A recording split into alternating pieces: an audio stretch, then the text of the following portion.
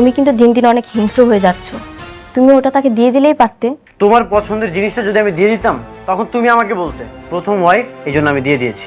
আর কতবার বলবো যে আমি আপনাদের বৌমা না? কথাটা কি কানে যাচ্ছে না? কি যে বলেন ভাবি, আপনি আমার বন্ধুর স্ত্রী। তোর একটা সুসংবাদ আর আমি তোর জন্য মিষ্টি নিয়ে আসবো না, এটা কি হয় বল? কিসের সুসংবাদ? ও তো মা হতে যাচ্ছে।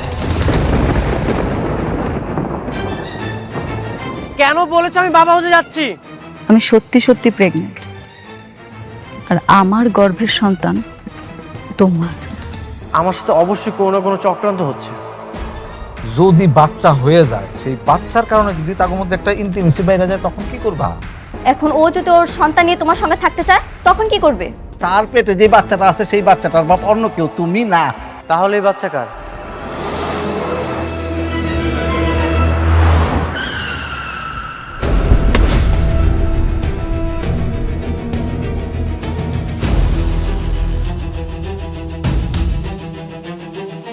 আপনার মেয়ে কোথায়?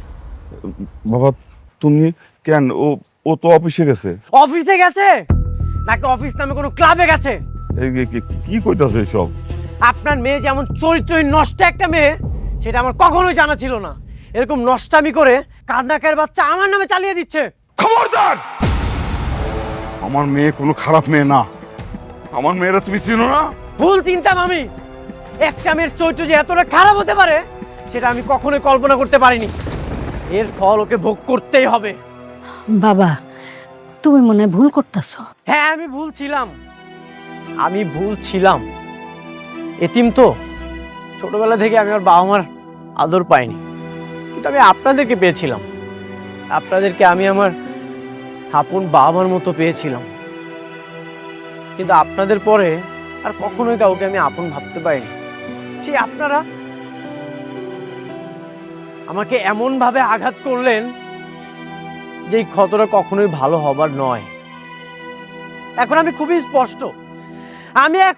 স্পষ্ট, এই সব কিছুর সাথে আপনারা দুইজন জড়িত। আপনারা আপনার মেয়েকে দিয়ে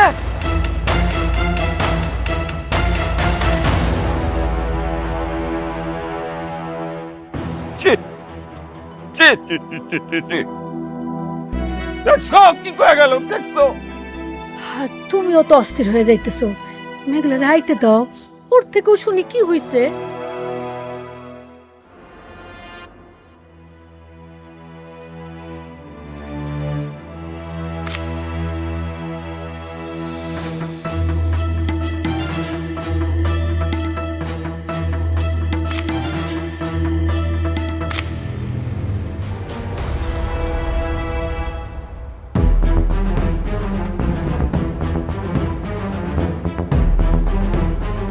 কি করছিলে তুমি? কিছু না স্যার। আরে এটা তো দেখি অনেকের নাম্বার। হ্যাঁ, তাহলে এতদিন তুমি আমার সব তথ্য অনেককে দিচ্ছিলে? হ্যাঁ, মানে স্যার, আরে নিমকারাম, আমার অফিসে চাকরি করে সংসার চালাচ্ছ আর আমারই ক্ষতি করতেছ। এই বেবিটা আমার সাথে করতে পারলে তুমি? বেবি তো আপনিও। আমার বন্ধুর সব সম্পত্তি আপনি বের দিয়েছেন। কে তোর বন্ধু? অনেক।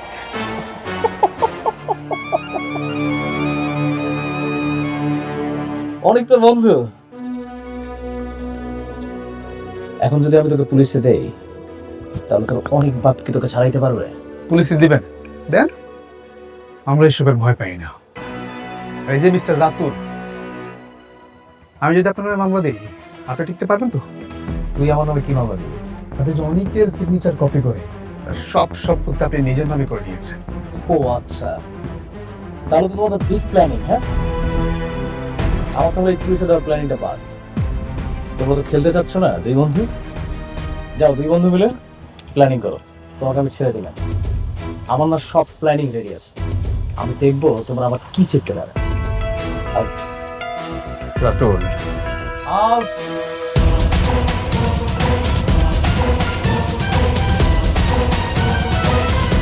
শালা সব পাশে দেখি একদম বেইমানের ডালপালা ছড়াই গেছে। একটা বেইমান আমার সাথে ঘোরাঘুরি করতেছে, আমি বুঝতেই পারলাম না। এই, তোমরা একটু চোখ কান খোলা রাখতে পারো না?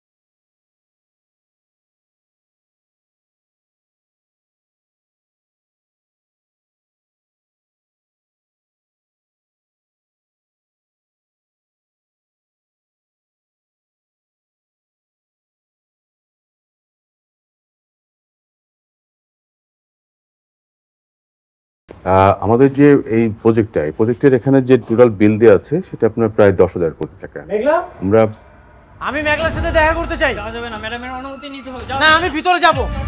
আমি মেঘলার সাথে কথা বলতে চাই। কি ব্যাপার, আপনি অনুমতি ছাড়া প্রবেশ করলেন কেন? কেন ডিস্টার্ব করলাম নাকি? দেখুন, আপনার নিজেরও একটা অফিস আছে, আপনি ভালো করে জানেন যে এরকম একটা অফিসে অনুমতি ছাড়া প্রবেশ করাটা অভদ্রতা। আমি মেঘলার সাথে কথা বলতে এসেছি।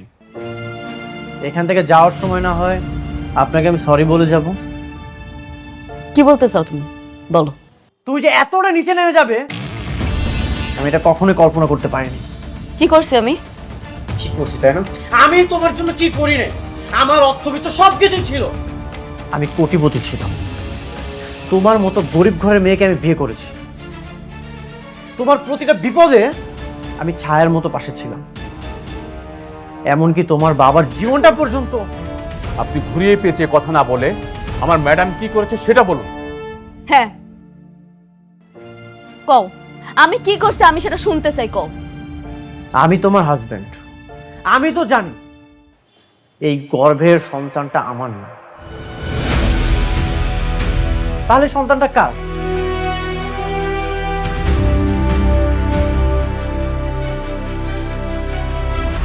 কার সন্তান মানে? কি আবল তাবল বলছেন আপনি? চোখের সামনে একটা মানুষের চরিত্র কলঙ্ক লাগিয়ে দিচ্ছেন। এই প্রশ্নটা আমাকে না করে মেঘলাকে এই প্রশ্নটা করে। চরিত্রহীনকে চরিত্রহীন বলবো না তো কি বলবো? নাকি মডার্ন ভাষায় অন্য কোনো নাম আছে?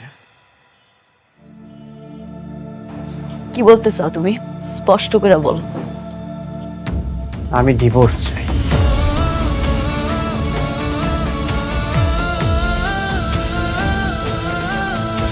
সইলা তো তুমি অনেক আগেই গেছিল, এখন শুধু বাহানা খুঁজতেছো। না, সবই মানলাম তোমার আমার কাছ থেকে মুক্তি লাগবে, কিন্তু আমার কাছ থেকে মুক্তি নেওয়ার জন্য তুমি যে আমার এত বড় একটা অপবাদ দিবা সেটা আমি মাইনা নিতে পারলাম না। তুমি আমার যে অপবাদটা দিছো না, এরপরে তোমার লাগে কথা কর রুচি আমার আর নাই। তোমার এই মুখটাও আমি আর দেখতে চাই না, চইলা যাও। আমিও তোমার মুখটা দেখতে চাই না। যার হাজবেন্ড থাকার পরেও অন্য একটা পুরুষের স্পর্শের প্রয়োজন হয়, তার সাথে আমি সম্পর্ক রাখতে চাই না। একটা কথা মনে রেখো, যে ঠকে সে কাঁদে, এমনকি যে ঠকায় সেও কাঁদে। পার্থক্যটা শুধু দুদিন আগে আর পরে।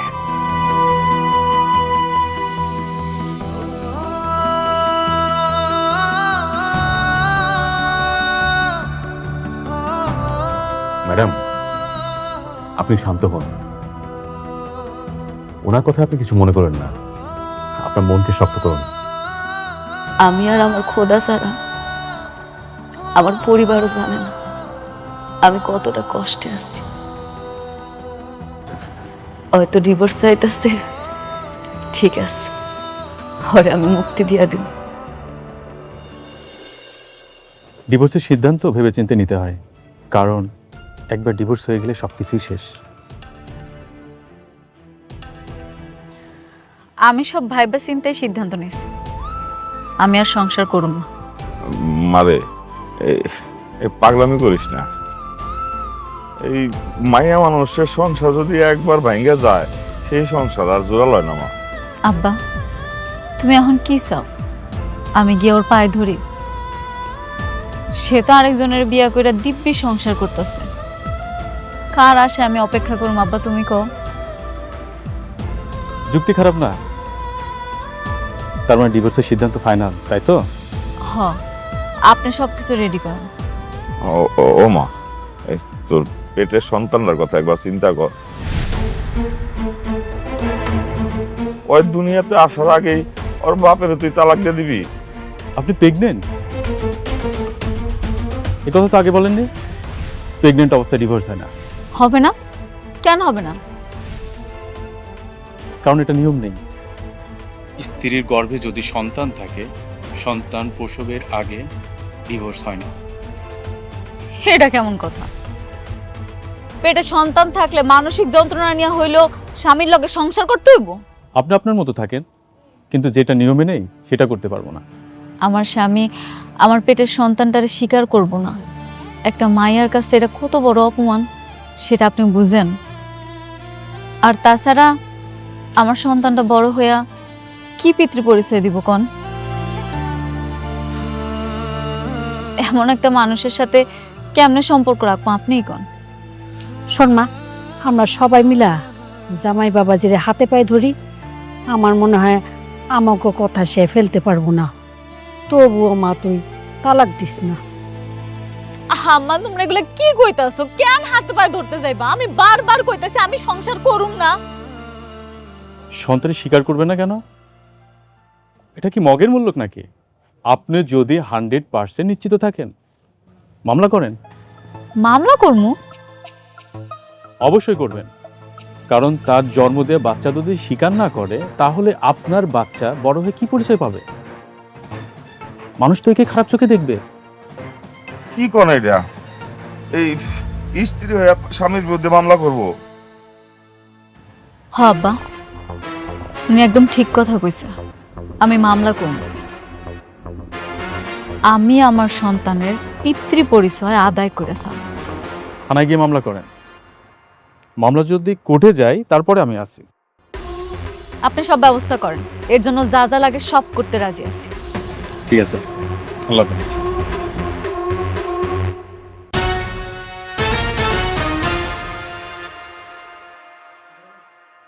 বৃষ্টি, তোমার পথের কাঁটা দূর হচ্ছে, এখন থেকে আর চিন্তার কোনো কারণ নেই।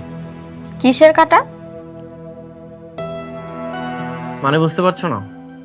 মেঘলা ডিভোর্স দেওয়ার জন্য রাজি হয়ে গেছে। ওকে আমি এমনভাবে বলেছি, ও রাজি হয়ে গেছে। সত্যি? এত সহজে রাজি হয়ে গেল?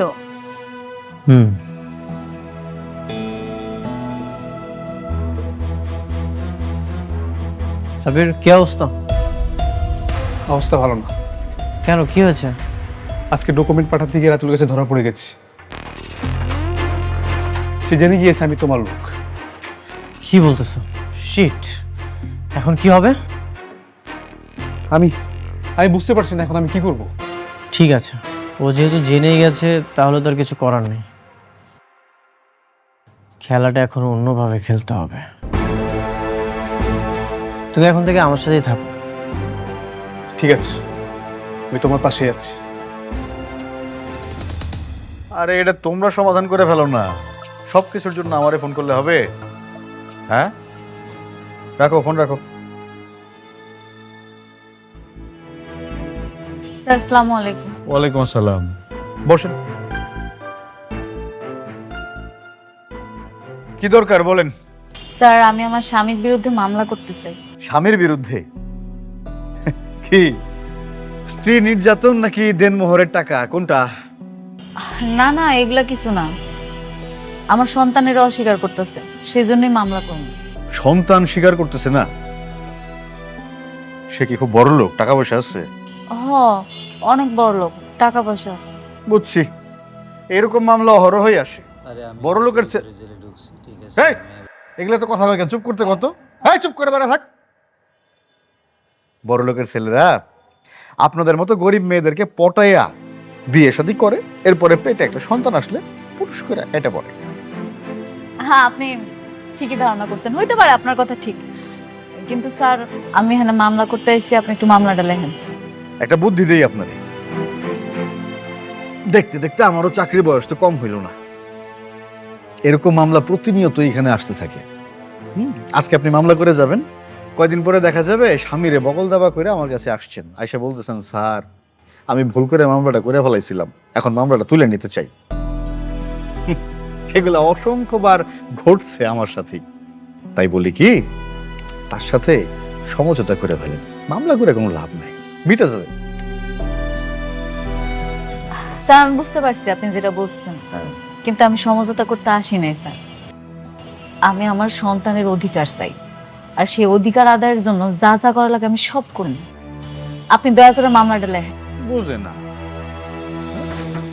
ভালো একটা বুদ্ধি দিলাম, বুঝে না। আপনারা যে কেমন মানুষ এটা আমিও বুঝি না। বুঝা না বুঝা কারো ঘাড়ে ঝুলা পড়েন, বিপদে পড়লে পুলিশের কাছে আসেন। বলেন, নাম বলেন। মেঘলা। আপনার নাম তো আমি জানতে চাই নাই, যার নামে মামলা করতে আসছেন তার নাম বলেন। লেখেন মোহাম্মদ মোহাম্মদ আব্দুল্লাহ আব্দুল্লাহ অনিক। কার নাম বললেন? ওনাকে তো আমি চিনি। উনার নামে কোনো মামলা নেওয়া যাবে না। কেন মামলা নেওয়া যাবে না? উনি হয়েছে যে রিয়েল এস্টেট কোম্পানির মালিক, আর এখন অবশ্য ওনার নাই কোম্পানিটা, উনি ওনার শ্বশুরেরটা দেখাশোনা করেন। আরে বাবা রে, উনি একজন সম্মানিত মানুষ। সম্মানিত মানুষের সম্মান আমি নষ্ট করি কি করে? সম্ভব না। আপনি যান। আপনি মামলাটা নিবেন না? আমি বললাম তো মামলা নেওয়া যাবে না ওনার নামে। আপনি প্লিজ এখন যান। স্যার আরেকবার রিকোয়েস্ট করতেছি, আপনি কি মামলাটা নিবেন না? আমিও শেষবার আপনারে বলতেছি, আপনি দয়া করে যান, না হলে কিন্তু আমি খারাপ ব্যবহার করতে বাধ্য হব।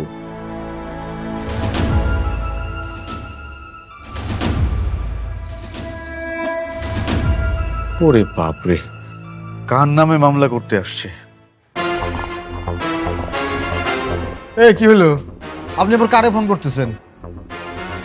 স্যার আমার 2 মিনিট সময় দেন, আসলে আপনি বুঝতে পারবেন। Hello manager uncle.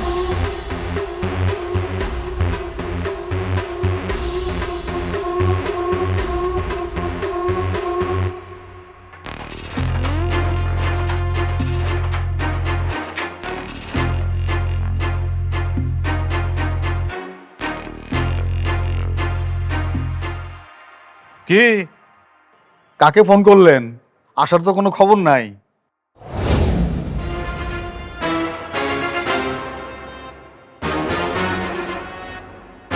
কি হয়েছে অফিসার? স্যার, আপনি ম্যাডামের সাথে খারাপ ব্যবহার করছেন কেন? আপনি ওরা মামলা নিচ্ছেন না কেন? স্যার ম্যাডাম মানে আমি ঠিক বুঝলাম না স্যার। আপনি মানে আপনার মতন একজন মানুষ এরকম ফকিন্নি মার্কা একটা মেয়েকে ম্যাডাম বলবে, আমার ঠিক মাথায় ঢুকছে না। আপনি জানেন উনি কে? না।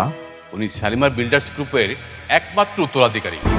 শালিমার গ্রুপের বর্তমান মালিক মিসেস শালিমার চৌধুরী। আপনি তার সাথে খারাপ ব্যবহার করছেন। কি বলছেন স্যার? শালিমার গ্রুপের মালিক, সে তো হাজার হাজার কোটি টাকার মালিক। এইরকম পোশাক আশাক পরে থাকবে? নিজের মুখে বললো যে বস্তিতে থাকে, সে কিনা শালিমার গ্রুপের মালিক। স্যার আমার বিশ্বাস হচ্ছে না। সেটা জেনে কি আপনার তো কোনো দরকার আছে? না। এখন বলুন আপনি ম্যাডামের কেসটা নেবেন কিনা? অবশ্যই অবশ্যই স্যার, আপনি যেহেতু বলছেন অবশ্যই নেব। প্লিজ বসুন। বসুন ম্যাডাম। স্যার শুধু কেস নেব বিষয়টা তা না, ওনার অভিযোগ যদি সত্য হয় তাহলে স্যার আসামিকে ধরার ব্যবস্থা করব, যথাযথ শাস্তির ব্যবস্থা আমি নিজ দায়িত্বে করব, কথা দিচ্ছি স্যার। Thank you officer. তাহলে সেটাই করেন। উনি আমার সন্তানরা অস্বীকার করছে, তার বিরুদ্ধে আপনি মামলা লেখেন। জি, আপনি কাইন্ডলি পুরো নামটা আবার একটু বলুন। আমার নাম নাকি ওনার নাম?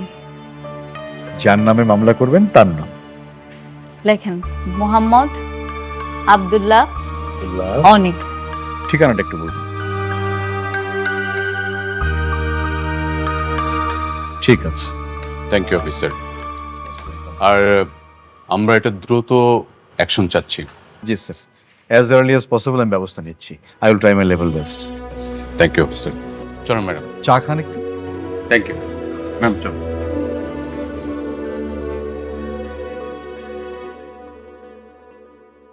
ম্যাডাম, আমাদের এই প্রজেক্টের এটা হচ্ছে আপনার লেআউটটা। আচ্ছা, এখানে আপনার 4টে বেডরুম।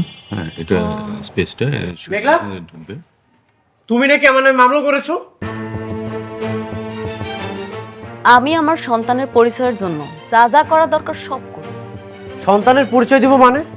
ও আচ্ছা, এখন আমাকে মানতে হবে এই সন্তান আমার? তুমি যে মামলাটা করেছো এটা তো মিথ্যা মামলা। তুমি কেন আমার নামে মামলা করেছো? সেটা তো পুলিশে প্রমাণ করবে এটা মিথ্যা মামলা না আসল মামলা। পুলিশ প্রমাণ করবে? পুলিশ কি প্রমাণ করবে? হ্যাঁ, তুমি আমার নামে মামলাটা তুলে নাও, না হলে কিন্তু আমি তোমার নামে মানহানির মামলা করব।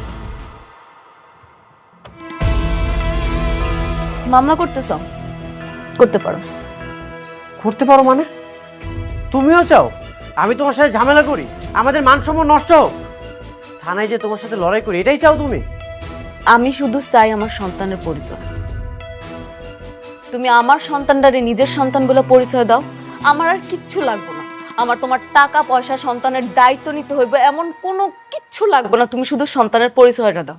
দায়িত্ব নিব মানে? যার সন্তান তার কাছে যাও। ওকে ফাইন, ঠিক আছে, আমি তোমার সাথে থানাতে যেই লড়াই করব, দেখি পুলিশ কি প্রমাণ করতে পারে। চলো। হ্যাঁ যাইতেছি, যাইতে তো হবে। তুমি নিচে গিয়ে অপেক্ষা করো, আমি আসতেছি। যাও। আপনি কোনো চিন্তা করবেন না, আমি আছি আপনার পাশে। ঠিক আছে, আপনি থাকেন, আমি যাইতেছি। জি প্লিজ।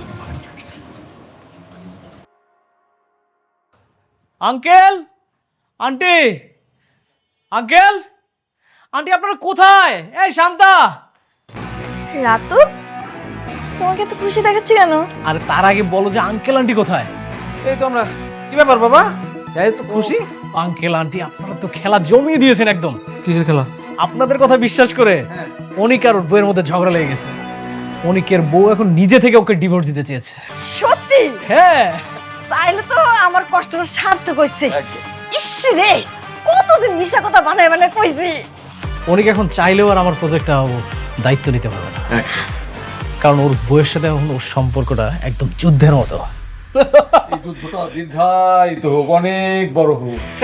আপনি এমন দোয়া করেন যেন এটা টু বি কন্টিনিউ হয়। একদম একদম একদম একদম। আন্টি অনেক প্রেশারের মধ্যে, শরবত খাবেন না খুশিতে? যা নিয়ে আসেন তাড়াতাড়ি, আমরা একটু বসি। বসো।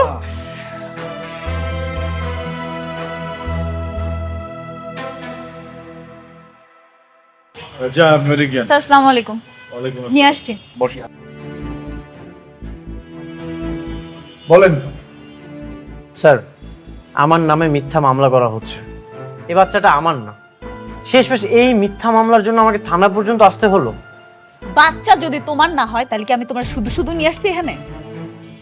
ওটা তোমার অভ্যাস হইতে পারে, আমি আবার না পর পুরুষের কাছে যাই না। তুমি তো আবার স্বার্থের জন্য লোভে পড়ে অন্য নারীর বিয়া করে ফেলা। তুমি যদি পরপুরুষের কাছে নাই যাও, তাহলে এই বাচ্চাটা কোথা থেকে আসলো? আমি তো জানি এই বাচ্চার বাবা আমি না। তুমি যেটা করেছো সেটা পাপ। অনেক, আমি কোনো পাপ করি নাই, বুঝো নাই তুমি? আপনারা এইভাবে তর্কাতর্কি করেন না প্লিজ, এটা থানা। আপনারা দুজন হচ্ছেন সম্মানিত মানুষ, দুইজন সম্মানিত মানুষ থানায় বসে বসে এইভাবে তর্কাতর্কি করতেছে, বিষয়টা দেখতে ভালো লাগে না। থামেন আপনারা প্লিজ। স্যার কিভাবে থামবো? আপনার নামে যদি কেউ মিথ্যা মামলা দেয়, আপনি মেনে নেবেন? যে বাচ্চাটা আমার না, সেই বাচ্চার দাবিতে আজকে আমাকে থানা পর্যন্ত আসতে হলো। আমি এত কিচ্ছু শুনতে চাই না। এখানে মামলা করতে আসছি, মামলা হবে। আপনি মামলা লেখেন, আপনি মামলা লিখবেন। আচ্ছা আচ্ছা আচ্ছা, আমি দেখতেছি কি করা যায়।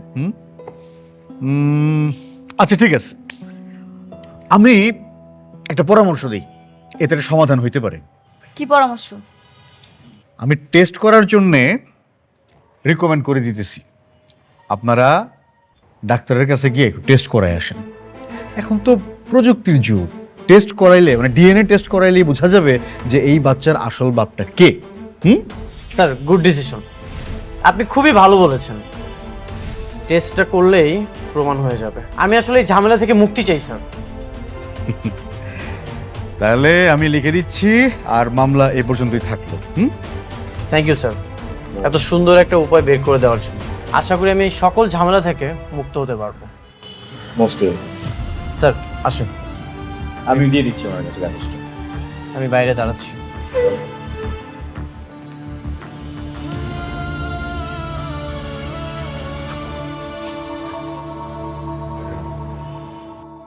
আপনারা হইলেন বড়লোক মানুষ, নানান জায়গায় আপনাদের চলাফেরা, নানান মানুষের সঙ্গে মেলামেশা।